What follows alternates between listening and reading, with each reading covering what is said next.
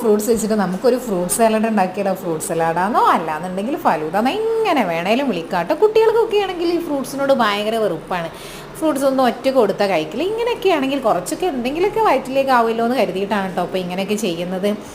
അപ്പോൾ നമ്മൾ എന്ത് ചെയ്യുക, ആദ്യം കഴുകി വെച്ചതൊക്കെ റെഡിയാക്കി നമ്മളെ ഉർവശി പറഞ്ഞാൽ cut into the small pieces അങ്ങനെ മുറിച്ച് സെറ്റാക്കി എടുക്കുക. ഇതാ കണ്ടല്ലോ, നമ്മൾ ഈ 3 ഫ്രൂട്ട്സ് വെച്ചിട്ടാണ് ഇപ്പോൾ ഇത് തയ്യാറാക്കാൻ പോണത് കേട്ടോ. ഇനിയും ഫ്രൂട്ട്സ് വേണമെങ്കിൽ നിങ്ങൾക്ക് ആഡ് ചെയ്യാം കേട്ടോ. എന്നിട്ട് കുറച്ച് പഞ്ചസാരയൊക്കെ ഇട്ട് അത് നന്നായിട്ട് ഇളക്കി മറിച്ച് മൂടി നമുക്ക് ഫ്രിഡ്ജിലേക്ക് വെക്കാം. അതവിടെ ഇന്ന് തണുപ്പായിക്കോട്ടെ.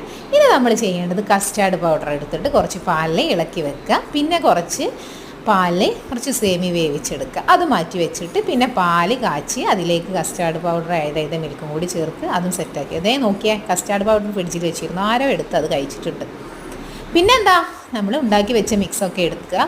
പിന്നെ ഞങ്ങൾ പുറത്തുനിന്ന് വാങ്ങിയ ഐസ്ക്രീം ആട്ടോ ഈ വൈറ്റ് കളർ കാണുന്നത്. ഇതാ ഫില്ലിങ്സൊക്കെ ഇങ്ങനെ സെറ്റാക്കി വെച്ചിട്ടുണ്ട്, കുറച്ചെല്ലാം. എനിക്ക് അങ്ങനെ കഴിച്ചാലൊന്നും മതി വരില്ല. ഞാൻ എന്ത് ചെയ്തൊരു പാത്രത്തിലേക്ക് ഇട്ട് ഒന്നാകെ ഇളക്കി മറിച്ച് അങ്ങോട്ട് കഴിച്ചു. എനിക്ക് ഇങ്ങനെയാണ് ഒരു സാറ്റിസ്ഫാക്ഷൻ.